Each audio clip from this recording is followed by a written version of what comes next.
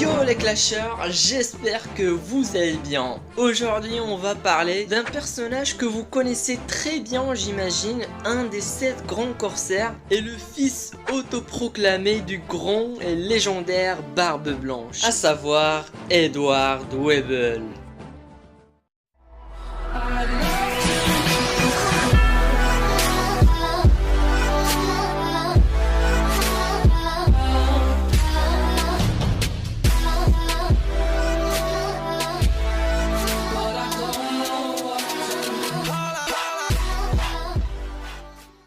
Donc durant la seule fois où Edward Weibel nous a été montré, on a vu qu'il était capable de causer des destructions massives, qu'il a démontré sur les pirates alliés à Barbe Blanche. Donc vu l'état chaotique de l'île, beaucoup se sont demandé s'il possédait une version inférieure au pouvoir du tremblement de Barbe Blanche. Mais moi personnellement je ne pense pas que ça soit le cas, car d'abord Kizaru a dit que sa puissance était comparable à un Barbe Blanche jeune, et on sait très bien qu'à l'époque Barbe Blanche était comme l'égal de Goldie Roger. Donc son pouvoir n'a probablement pas à voir avec le tremblement. Et une autre raison qui me fait dire ça, c'est que bizarrement chaque Shichibukai est associé à un animal, soit par son fruit du démon ou par son look. Donc on a Boa Hancock lié au serpent, Mihawk lié au faucon, Doflamingo au flamand, Crocodile crocodile, Kuma à l'ours, et ainsi de suite. Donc qu'est-ce qu'on peut conclure de cette trouvaille? Eh bien on peut tirer de cela la conclusion que Edward Weibel est un Zoan.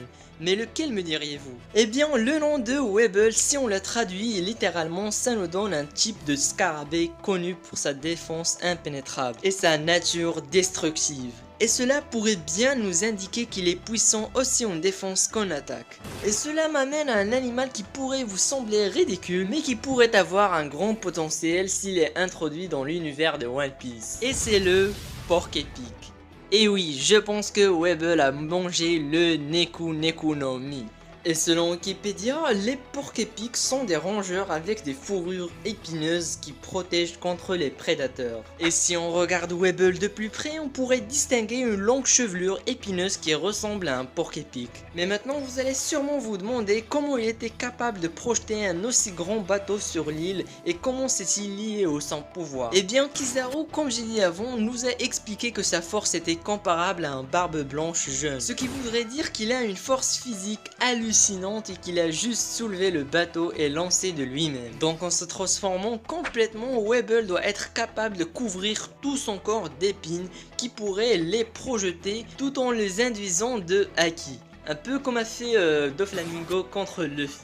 Et cela expliquerait les dégâts massifs qu'il a causés contre les pirates alliés à Barbe Blanche. Et si vous faites attention aux ravages qu'il a laissés derrière lui, vous remarquerez ce qui semblerait être une de ses épines.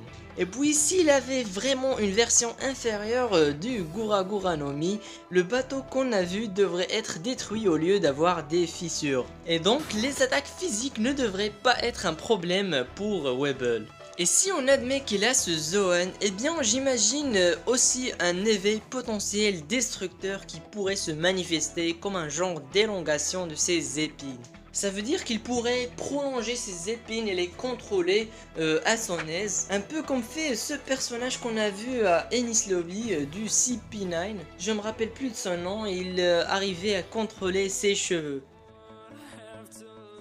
Et voilà les amis, cette théorie sur Edward Weibel a touché à sa fin. J'espère qu'elle vous aura plu. Si c'est le cas, n'hésitez pas à laisser un like et surtout à vous abonner pour ne pas rater mes prochaines théories. Et sur ce, je vous dis à plus pour une nouvelle vidéo.